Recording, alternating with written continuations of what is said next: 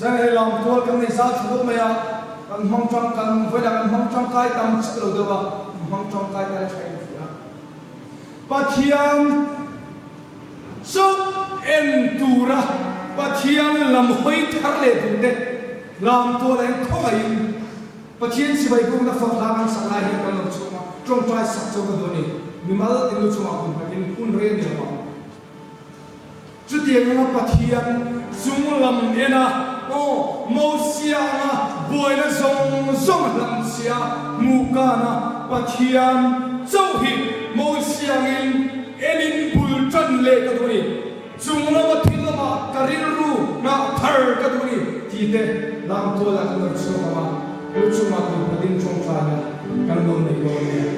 pathian chi bai lu na zai na phon chu san se zai la hian kan lo chu bai no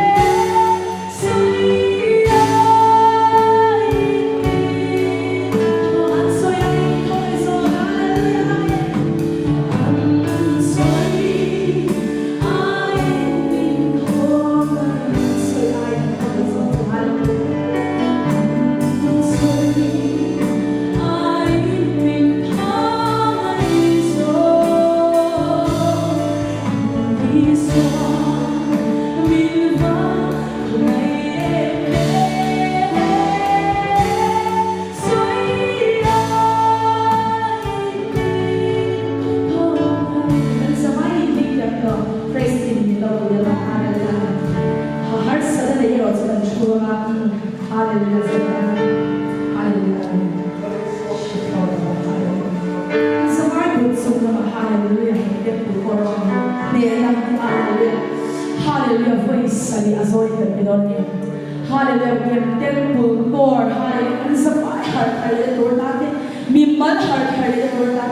กันชูกว่ากันฮาเลลูยาตัวนั้นฮาเลลูยาฟุยสันกันไปโดนเนี่ยที่ส่วนจงใจวันนี้กันสมาฮาเลลูยาโอ้จุดจุดที่นั่นสมาไอ้คุณสุนัขมันทัดกันว่าฮาเลลูยามิวสิกที่เรากันเสียเสียอามิกซ์มาสุดสมาฮาเลลูยากันสมาไอ้ฮาเลลูยาตลอดเอาฮาเลลูยาฟุยสันกันไปโดนเนี่ยฮาเลลูยาลัลลาเฮบุญช่วยกันฟังเสียฮาเลลูยาฮาเลลูยาฮาเลลูยาฮาเลลูยาฮาเลลูยาฮาเลลูยาฮาเลลูยาจงใจมาเราเดินสบายฮาเลลูยาโลกทุกสิ่งฮาเลลูยาสินะฮาเลลูยาสุขหันตุลนาเดกันอิมัลหันตุลนาเดฮาเลลูยาเฮเดปุลโกร์ฮาเลลูยาอิสราเอลตัวเนี้ยเฮโกร์เนียเป็นฮิฮาเลลูยาถ้าเราเชื่อในนั้นทอหันฮาเลลูยาเดในการสบายเทโกบินจงใจเนี่ยฮาเลลูยาเทโกบินจงใจเนี่ยฮาเลลูยาฮาเลลูยา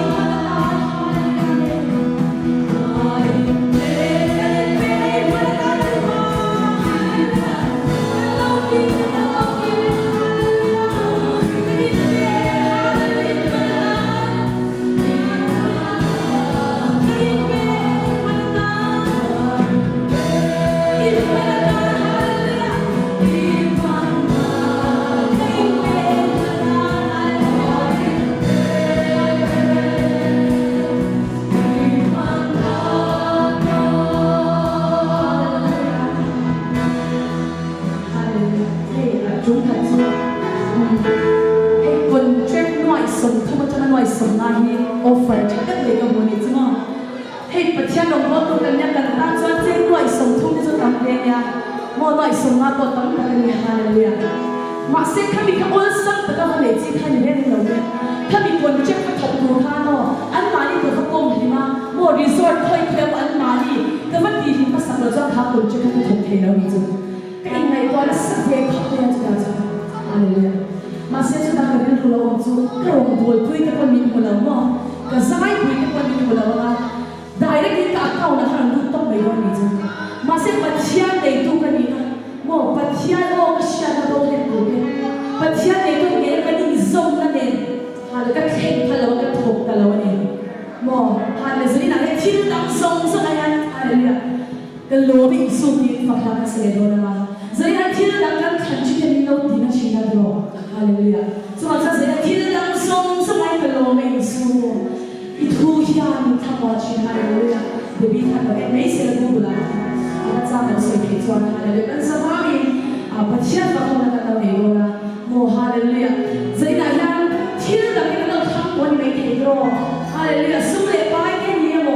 กันมิชิคุยแค่นี้โมกันน้องตัวนี้โมจู่เขาจะเวียนโมบินที่นั่นชินาปัจจัยในพาราดิสันจินจู่จู่เขาจะสินะยังฮาเลลูยาที่ตั้งส่งสักอย่างก็ทำน้ำกันในที่นั่นเราไม่สุดฮาเลลูยาโมปัจจัยที่เราจะคุยกันเสียกันเราไม่ได้โมฮาเลลูยาฮาเลลูยาหลังก็ชวนแล้วแต่เราชอบเลยที่ช่วยในสุฮาเลลูยาจะได้ปัจจัยนั้นเราเสียแล้วมันมุ่งสร้างเกิดจากเราเสียฮาเลลูยามุ่งสร้างเกิดจากเราเสียฮาเลลูยาฮาเลลูยาเป็นที่ตั้งส่งสักอย่าง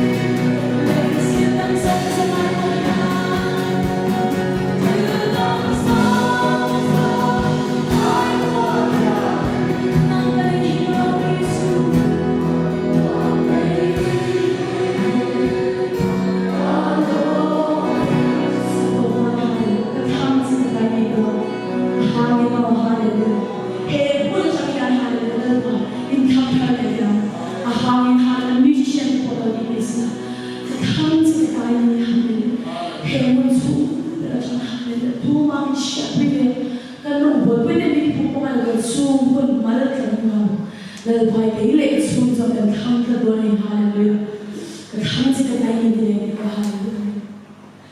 God comes